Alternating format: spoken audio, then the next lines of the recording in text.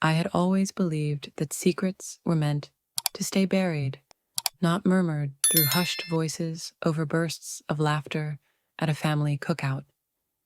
Yet, that's precisely how everything unfolded last summer, leading me to slowly untangle the complicated web I had unknowingly woven.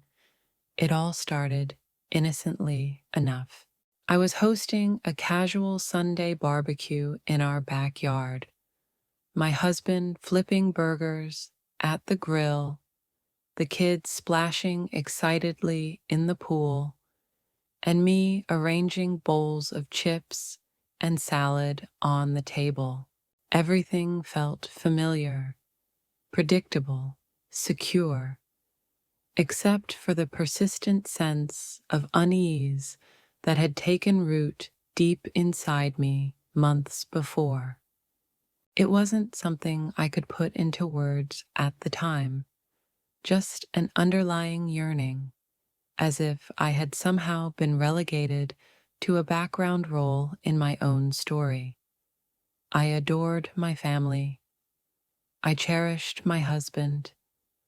But somewhere along the way, a part of me had faded.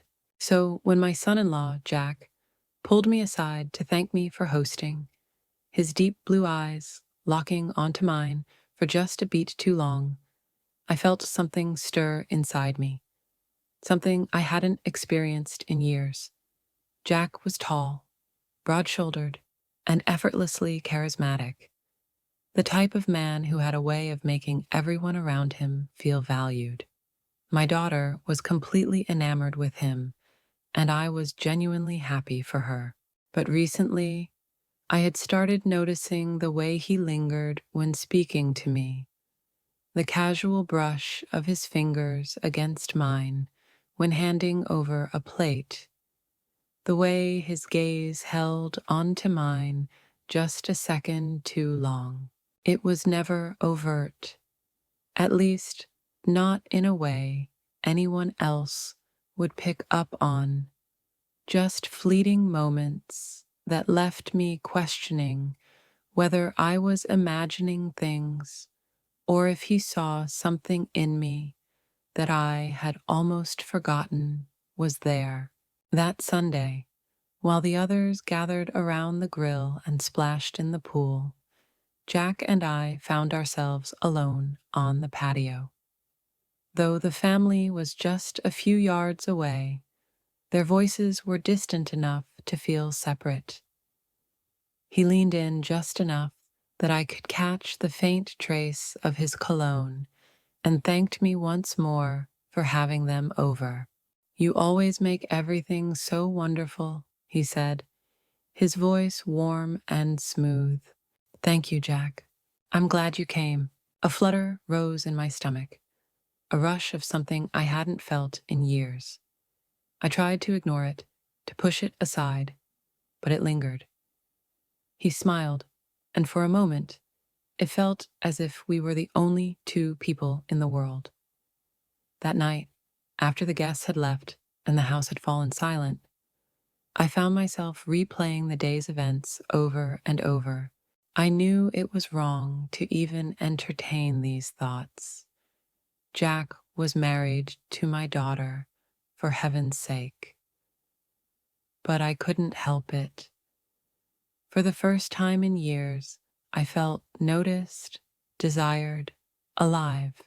I convinced myself it was meaningless, a fleeting infatuation, a harmless crush I wouldn't act on. But the harder I tried to silence the thoughts, the more I found myself anticipating the next family gathering, the next subtle touch, the next shared glance. It was both exhilarating and terrifying. In the weeks that followed, opportunities to see Jack kept presenting themselves: dinners, birthdays, a 4th of July picnic. And each time, we managed to carve out small moments together, a quiet chat in the kitchen, a shared laugh over an old memory, a look that lingered just a fraction longer than it should. It felt like an unspoken game, one we both knew we shouldn't be playing, but couldn't bring ourselves to stop. And with every encounter, the attraction between us grew stronger. I began dressing differently for these family occasions, selecting outfits that accentuated my shape, dabbing on perfume I hadn't worn in years, taking extra care with my hair and makeup. I told myself it was about boosting my own confidence, that it was good to feel attractive again. But deep down, I knew I was doing it for Jack. I wanted him to notice me. I wanted him to keep noticing me. One evening, after a particularly exhausting day at work, I found myself scrolling through social media when I stumbled upon a photo from our last family gathering. In the picture, everyone looked carefree and full of laughter, but my eyes zeroed in on Jack. My heart pounded as I zoomed in on his face, unable to stop myself. The longer I stared, the more I found myself wondering what he thought when he looked at me. That night, I dreamed about him. It was vivid, intense, the kind of dream that lingers in your mind long after waking. I tried to brush it off, to convince myself it was meaningless, but deep down, I knew better. It meant something. It meant I couldn't keep pretending these feelings didn't exist. I started finding excuses to text him, casual messages about a recipe, a funny meme. At first, it was harmless, just light conversation. But over time, our exchanges grew more personal. He confided in me about work, his hobbies, his frustrations. I listened, offering comfort and understanding. And when he asked about my life, my thoughts, my emotions, I found myself opening up in a way I hadn't with anyone in years. It felt good to be heard, to be valued, to feel wanted. I was well aware of the risk, knew I was playing with fire, but I couldn't stop. Jack made me feel alive again, like more than just a wife, a mother. I felt like myself. I told myself I could keep it innocent, that we could remain just friends. But I knew, deep down, I was lying to myself. With every conversation, every fleeting touch, every lingering look, the tension between us intensified.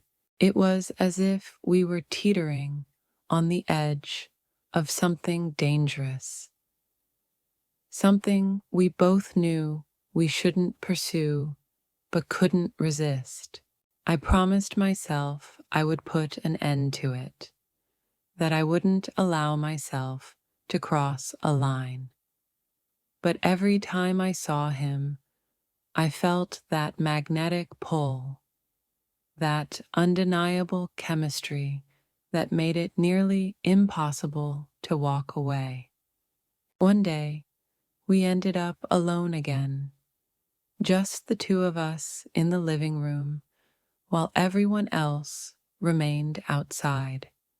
He sat beside me, reaching for a glass of water, his fingers grazing mine. Our eyes met, and for a brief moment, I thought he might say or do something, but instead, he just smiled and said, "You're really incredible, you know that." I laughed, trying to conceal the blush creeping onto my cheeks. "I think you're giving me too much credit," I replied, my voice slightly unsteady. "No, I mean it," he said, his tone firm and genuine. "You have this way of making people feel important. It's amazing." My heart pounded as he spoke, and that familiar flutter returned to my chest. I knew I should walk away, create some space between us, but I couldn't. I was drawn to him, to the way he made me feel, to the possibility of something more. And in that instant, I realized I wasn't entirely sure I wanted to stop. Every time we were alone, the air felt heavier, each conversation pulling me deeper into something I wasn't sure how to handle. Jack had a way of making me feel at ease, as though I could lower my guard, as if he saw me not just as a mother or a wife, but as a woman who still had desires, who still had a life beyond her responsibilities. Our unspoken dance continued at every family event, each encounter growing more intense than the last. I began noticing how he found reasons to stop by the house when my daughter wasn't home, offering to help with yard work, fixing a leaky faucet. My husband never questioned it. He was just grateful for the extra help. But I knew Jack's true reason for coming over. He was making it easier for us to spend time together alone. The more time we shared, the more I wondered if he felt the same way I did. I caught him watching me when he thought I wasn't looking, his compliments becoming more personal, more meaningful. And then there were the touches, always just enough to appear innocent, but lingering long enough to make me wonder if they really were. One afternoon, while my husband was out running errands and the kids were at their grandparents' house, Jack offered to fix a broken screen door. I knew he had volunteered because he knew we'd be alone, and though part of me thought about telling him not to come, a larger part of me didn't. I wanted to see him, to hear his voice, to feel that rush of excitement I had grown to crave. When he stepped inside, I couldn't help but smile. "Thanks for coming," I said, trying to sound casual. "No problem," he answered, matching my tone, though his eyes betrayed something deeper. I led him to the back door, where the screen hung at an awkward angle, the frame slightly warped. He examined it, running his hands along the edges, then glanced at me. "This shouldn't take long," he said. "Just a few screws, and it'll be good as new." I nodded, though I barely heard him. My attention was fixed on the way his shirt clung to his back as he bent to retrieve his tools, the way his arms flexed as he worked. My face grew warm, and I turned away, pretending to straighten the kitchen counter. For a few minutes, the only sound was the steady click of his screwdriver and the occasional rustle of the screen. I thought I could get through it, just let him fix the door and leave. But then he spoke. "You've been quiet lately," he said, not looking up from his work. "Everything okay?" "Yeah, everything's fine," I replied quickly. "Just busy, you know." He nodded, finally meeting my gaze. "You seem a little distracted." My heart skipped a beat. "I'm just tired, I guess. Life gets like that sometimes." "Yeah, it does," he said softly. "But you know, it's okay to take time for yourself." I looked away, my stomach fluttering. "I know." He finished repairing the door, then stood, wiping his hands on his jeans. "There you go," he said with a smile. "Good as new." "Thank you," I replied, trying to keep my voice steady. "I really appreciate it." "No problem," he said again, but this time his tone was different, softer, more intimate. He stepped closer, his eyes searching mine. You know, if you ever need to talk, I'm here. I mean that. My breath caught in my throat. I wanted to say something, to tell him how much that meant to me, but the words wouldn't come. Instead, I just nodded, hoping he could see the gratitude in my eyes. He lingered for a moment longer, then picked up his tools and headed for the door. I watched him leave, my heart pounding in my chest. I knew I was playing with fire, but I couldn't stop. Jack had awakened something in me that I couldn't ignore, something that made me feel alive in a way I hadn't in years. And the worst part, I didn't want it to end.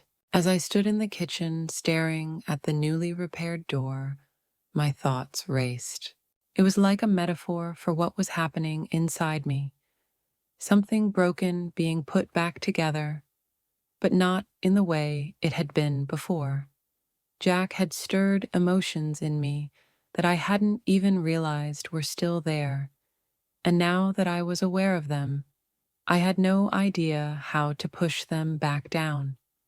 The next time I saw him was at my daughter's birthday party. The house buzzed with laughter, music, and the rich scent of chocolate cake. I moved through the rooms, making sure everyone had what they needed, but all the while, I was hyper-aware of Jack's presence. I caught him watching me from across the living room, his expression unreadable. When our eyes met, he gave me a small smile, and my heart skipped a beat. He followed me into the kitchen as I refilled the punch bowl. "Need a hand?" He spoke in a voice so low that only I could catch his words. "Need a hand?" he asked.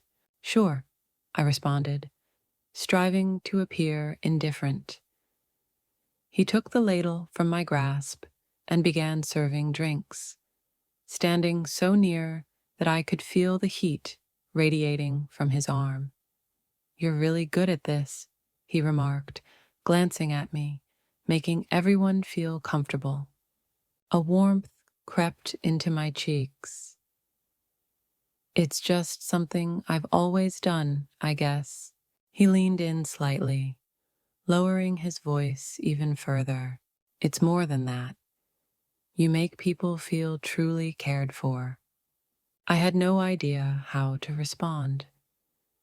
My heartbeat quickened as I tried to concentrate on the simple task before me. Yet his nearness was overwhelming. Every glance, every softly spoken word, every fleeting brush of his arm against mine felt charged. I was torn between the urge to escape and the desire to linger in that moment forever. Once the party had dwindled and most of the guests had gone, I stepped outside onto the porch, seeking a moment to collect my thoughts. A few minutes later, Jack joined me, leaning against the railing as he gazed out into the dimly lit yard. "Are you all right?" he asked. I nodded. "Yeah, just tired." Turning to face me, his expression was unreadable. "You've been through a lot, haven't you?" I hesitated, unsure of how much to reveal. "I suppose we all have, in one way or another." He stepped a little closer, his tone soft. "You don't always have to be the strong one. It's okay to have your own struggles." My heart pounded as I met his gaze. "I appreciate that, Jack. I really do." For a while, we stood there in silence, the unspoken words between us thickening the air. The weight of it all was both thrilling and terrifying. Finally, he spoke. "I should probably go back inside," he said gently. "But if you ever need someone to talk to, I'm here." I simply nodded, unable to find the right words. He offered a small smile before walking back into the house, leaving me alone with my thoughts. The following days blurred together, filled with the usual responsibilities: work, errands, family obligations. But Jack never strayed far from my mind. I replayed our conversations over and over, dissecting every glance, every word, every subtle movement. I knew I should push these thoughts aside, redirect my attention to my marriage, my family, anything but him. And yet, I couldn't help myself. Each time I saw him, the pull became stronger. We kept finding small moments alone, whether at family gatherings, during casual visits, or even in the grocery store when we happened to cross paths. Every exchange felt like another step toward something I couldn't quite define but desperately craved. I started noticing things about him that I hadn't before. The way his laugh sounded when it was just the two of us, how the corners of his eyes crinkled when he smiled, the soft way he said my name. It felt as though I was truly seeing him for the first time, despite having known him for years. And then there was how he made me feel. He made me feel alive, radiant, desirable. He made me feel like more than just a mother and a wife. He made me feel like myself again, the woman I thought I had long since lost. I tried to fight it, to push those feelings away, but I couldn't. Jack had become part of me, a part I wasn't sure I wanted to let go of. Yet, I was fully aware of the danger.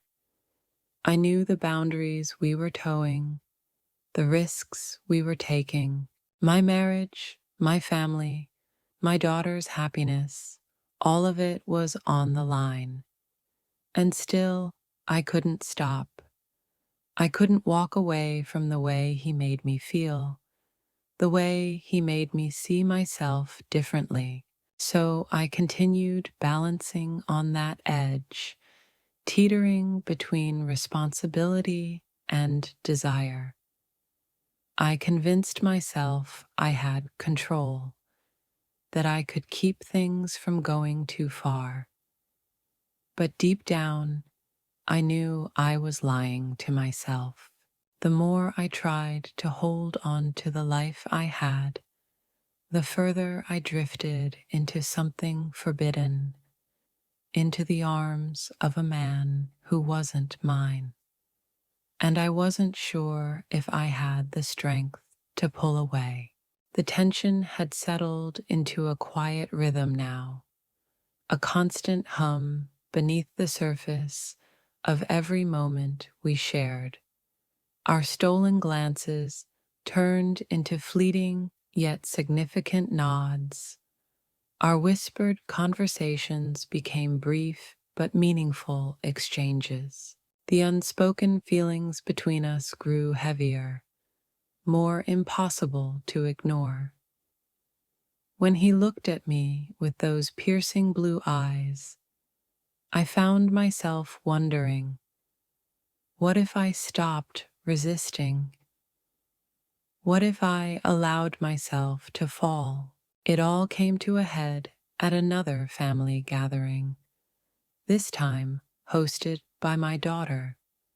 The house buzzed with conversation and laughter, children's voices echoing through the rooms as people moved about. I tried to engage in small talk, but my focus kept shifting to Jack. He was in the kitchen, helping my daughter with last-minute preparations. Once or twice, I caught him watching me, his smile just a bit too warm, his gaze lingering slightly too long.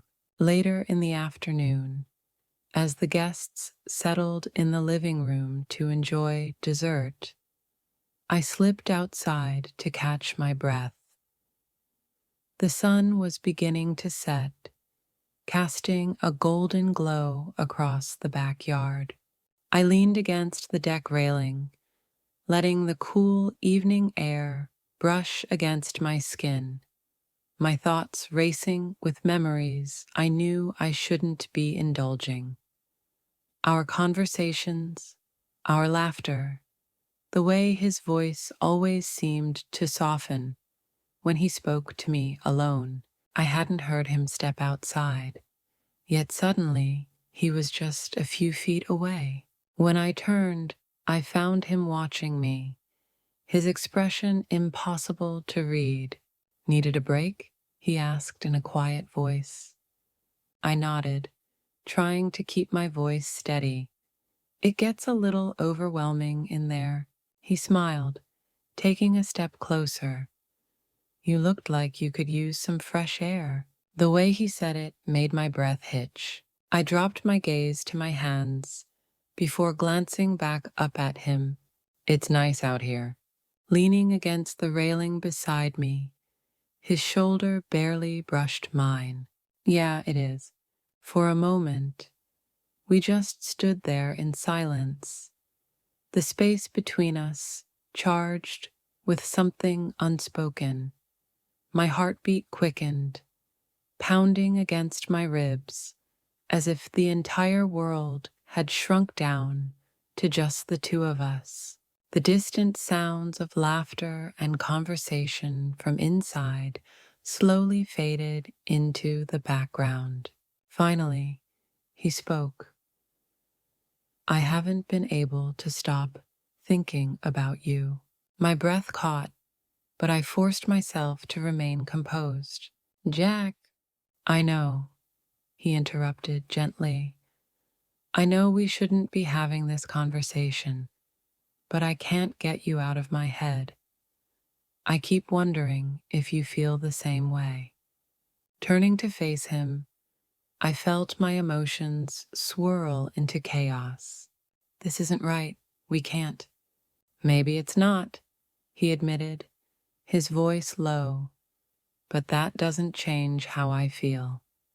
His words hung between us, and I felt my determination begin to crumble. I had spent so much time convincing myself I could manage this, that I could keep my feelings at bay. But now that he had voiced it aloud, I couldn't deny the truth anymore. I did feel the same way, and I hated myself for it. "We can't do this," I repeated, my voice trembling. "Too many people will get hurt." He reached out, his fingers just barely brushing mine. "I know, and I'm not saying we should do anything about it, but I can't pretend these feelings don't exist anymore." Tears burned at the corners of my eyes, and I turned away, staring out into the yard. I wanted to rush back inside, throw myself into the noise, the chaos, anything to erase this moment. But my feet wouldn't move. I was stuck, torn between what I knew was right and what my heart was screaming at me to do. Jack didn't push. He didn't try to convince me.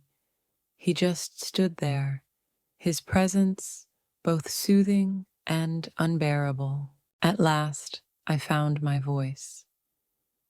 "We have to stop this. We need to figure out how to go back to the way things were." His jaw tensed, but he nodded. "You're right. I don't want to hurt anyone. I needed you to know." I turned back toward him, barely whispering. I know. I feel it too. But we have to stop. For a moment, he looked like he wanted to say more, but instead, he just nodded again. I'm sorry, he murmured, his voice thick with emotion. I'll give you some space. Then he walked back inside, leaving me alone on the deck. I took a deep breath, trying to steady myself, to push down the ache that had settled deep in my chest.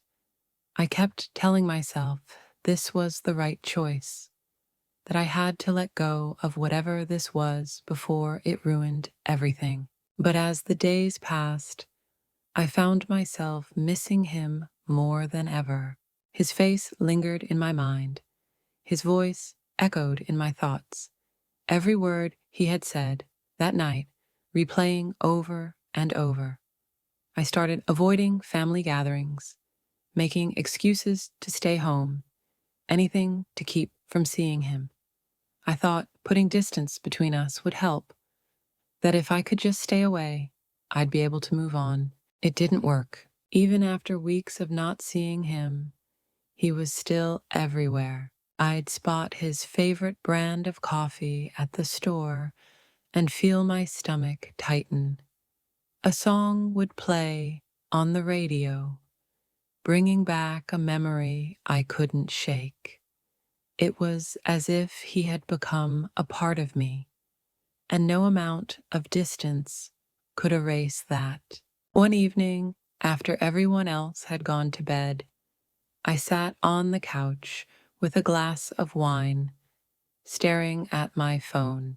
My finger hovered over his name in my contacts, my heart hammering as I battled the urge to reach out. I told myself it was a mistake, that I was only making things harder for myself. But the pull was too strong. I tapped his name and typed out a simple message. I miss you. Before I could talk myself out of it, I hit send, my pulse racing as I waited. Minutes passed. Then a reply appeared. I miss you too. We started talking again, cautiously at first, as if testing the waters. Our messages remained light, casual, nothing that could be misinterpreted. But beneath the surface, everything still simmered. Every word carried weight. Every response was filled with unspoken meaning. Soon we were finding excuses to see each other. A quick coffee here, a chance meeting at the park there. We kept our distance, kept things friendly, but the tension between us never faded. It hummed quietly beneath the surface, impossible to ignore. I knew I was playing with fire, but I couldn't seem to stop. Being around him felt like breathing again, like I was waking up after years of feeling numb. Jack was careful, always respecting my boundaries, never pushing past what I was comfortable with. But his presence alone was enough to stir the feelings I had fought so hard to bury. And each time we were together, I felt myself slipping further into the gray space we had created, where nothing was technically wrong, but nothing was entirely right either. The guilt was constant, pressing down on me, impossible to shake. I told myself I was doing the right thing by keeping things platonic, by not crossing that last, irreversible line. But deep down, I knew the truth. What we were doing was already a betrayal. It didn't matter that we hadn't acted on our feelings. This connection, this attachment, was just as damaging. And yet, I couldn't let him go. I couldn't walk away from the way he made me feel, from the way he made me see myself. Jack had become more than just a forbidden desire. He had become my lifeline, a source of warmth and light in a world that often felt cold and colorless. But I knew this couldn't last. Something had to change before we reached the point of no return. I just didn't know how to let go, how to move on without him, and the idea of cutting him out of my life entirely was almost too much to bear. So I stayed in that uncertain space, trapped between what I knew was right and what my heart refused to ignore. I convinced myself that I could manage it, that I could hold on to this delicate connection without letting it overwhelm me. But deep down, I knew I was only deceiving myself. Jack had become a part of me, and no matter how much I tried, I couldn't erase that. The silent struggle of pretending nothing had changed was beginning to wear me down. Jack and I no longer needed words to express what was happening. Every glance, every small movement, every carefully measured sentence was another strand in the web of our unspoken understanding. It was an understanding built on restraint, on yearning for something just beyond reach, on knowing we were standing dangerously close to a line neither of us could fully control. For weeks, we circled each other like moths drawn to a flame, careful never to get too close, but unable to resist the warmth. I kept telling myself that as long as I maintained this balance, as long as we didn't cross any definitive lines, I wasn't actually doing anything wrong. But that logic grew weaker with each passing day. The truth was, I was already investing my emotions, my thoughts, my heart in someone who wasn't my husband. Everything came to a head on a rainy afternoon. The sky was heavy, the kind of dull gray that seemed to press down on the soul. Jack had come over to return some tools he had borrowed, something that should have been a simple exchange. But when I opened the door and saw him standing there, rain clinging to his hair, a sharp ache hit me deep in my chest, one I couldn't quite name. "Thanks for bringing these back," I said, trying to keep my voice even. "No problem," he replied, stepping inside and shaking off the rain. "I figured you might need them before the weekend." I led him to the garage, where the tools had originally been kept, and for a while we just stood there, making casual conversation about meaningless things. But the air between us was thick with everything left unsaid, and I could feel the tension tightening with every second that passed. I wanted to say something to break the cycle, to put an end to this before it spiraled any further, but I didn't know where to start. Jack was the first to speak. "I've been thinking about what you said before." My heart skipped a beat. "What do you mean?" He hesitated, then said in a low voice, "When we talked on the deck, about how this can't happen, about how we need to stop."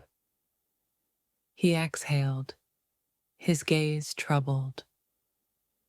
"I know you're right, but—" He let the words hang, and I could see the battle playing out in his eyes. He was struggling, just like I was.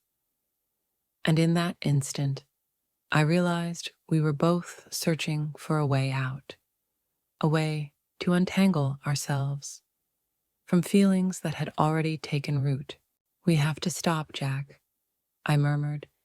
"It's not fair to anyone, especially not my family." "I know," he said, running a hand through his damp hair. But every time I see you, I can't stop thinking about you. I've tried. Believe me, I have. But you're always there, in my mind.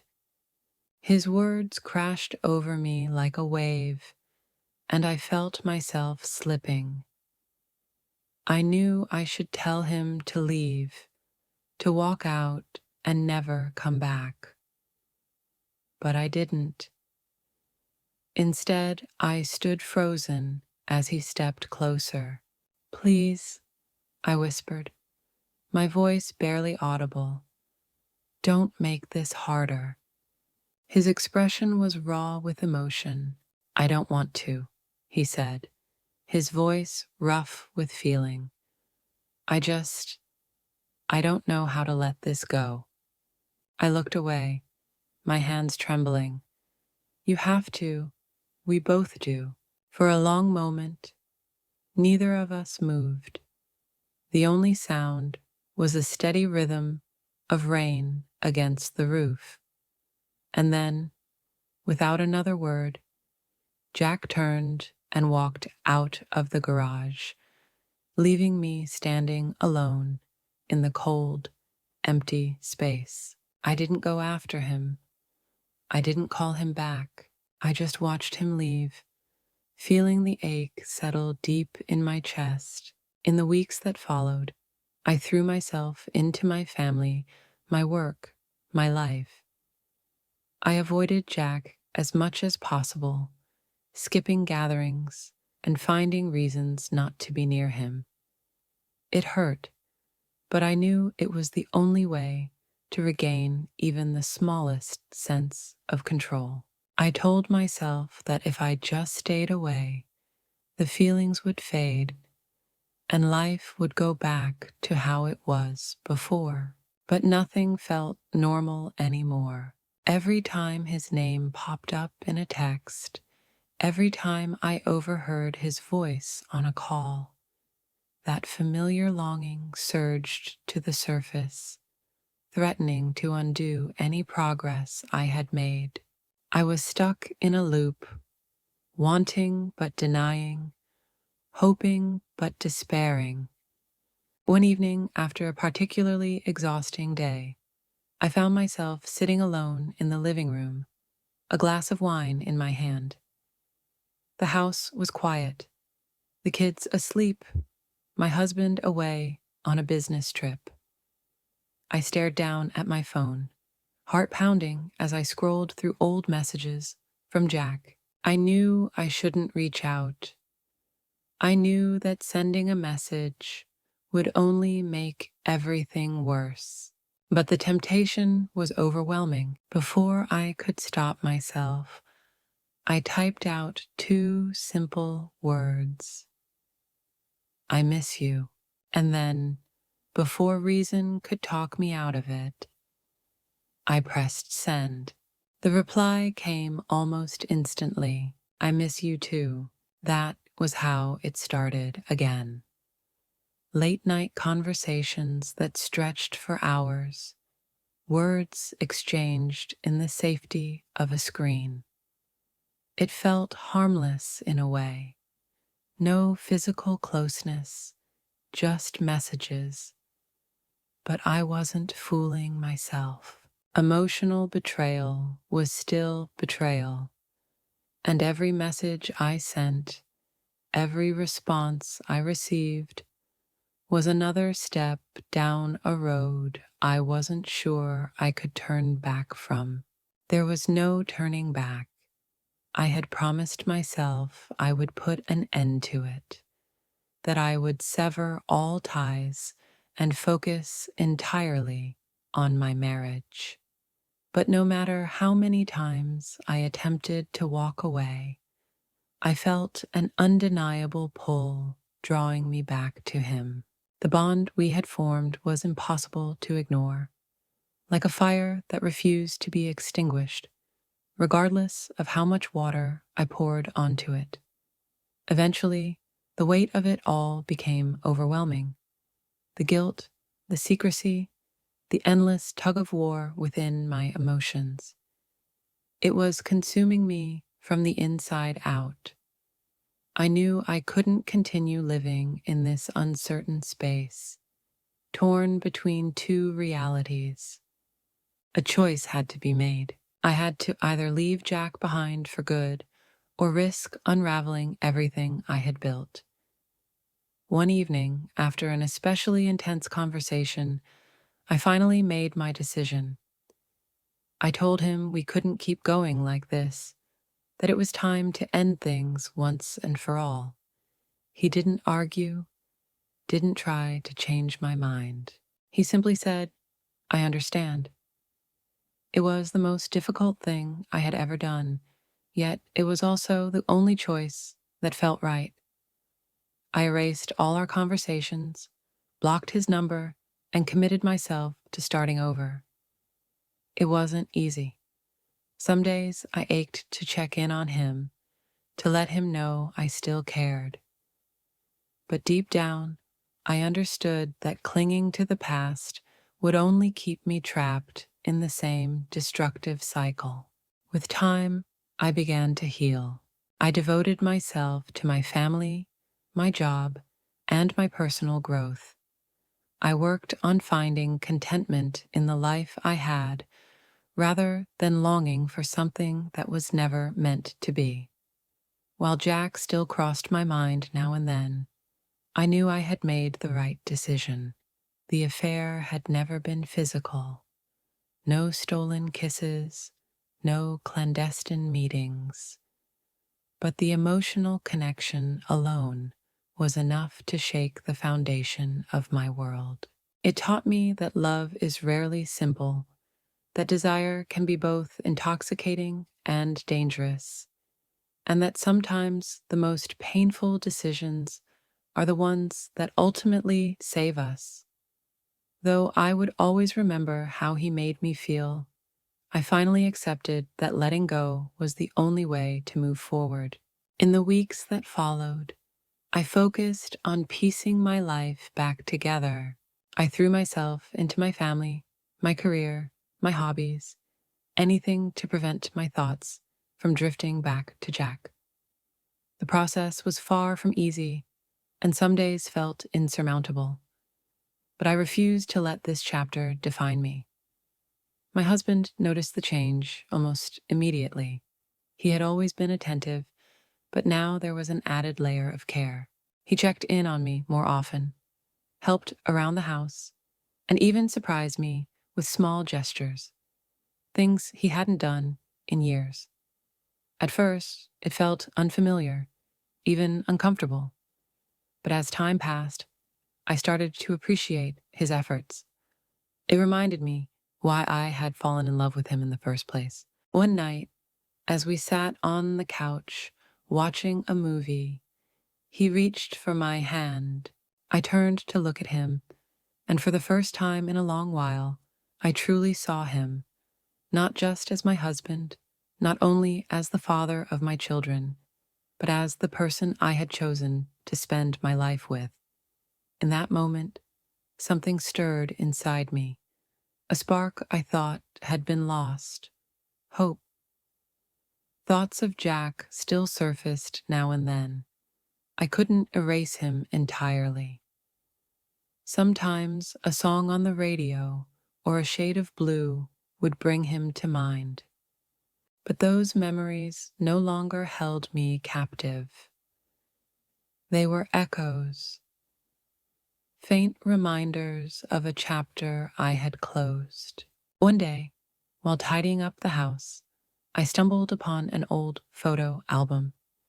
As I flipped through the pages, I saw snapshots of the early days of my marriage, vacations, birthdays, quiet moments we had captured over the years.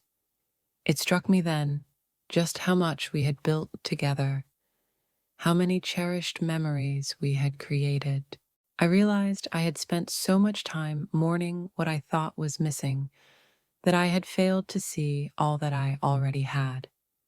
It was time to create new memories, to look ahead instead of dwelling on the past.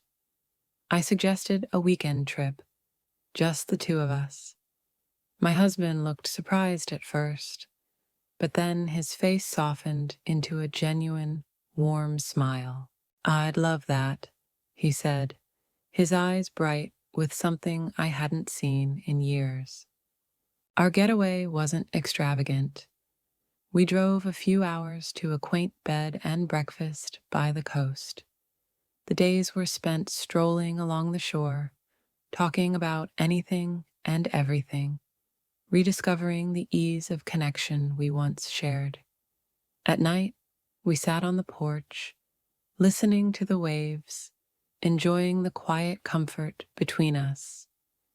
It was simple, yet it felt right. It felt like coming home. When we returned, I felt lighter, more at peace.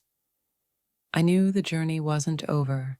Healing takes time, and trust requires effort.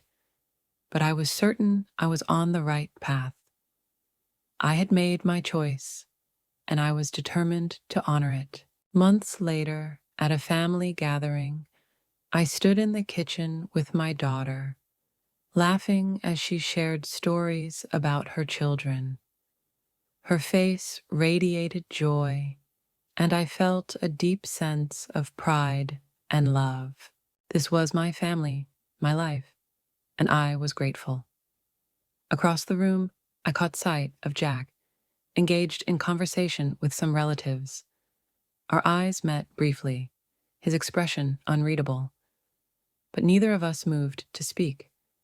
There was no need. That chapter had closed, and we both understood it.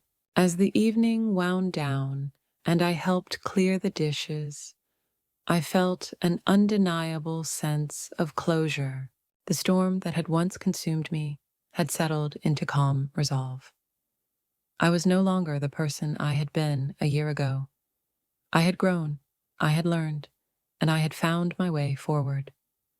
Jack would always be a part of my past, but that was all he was now, a memory, a reminder of the choices I had made and the lessons I had learned. As I looked around at my family, at the life we had built together, I knew I had chosen correctly. I had returned to what truly mattered, and for that, I was profoundly grateful.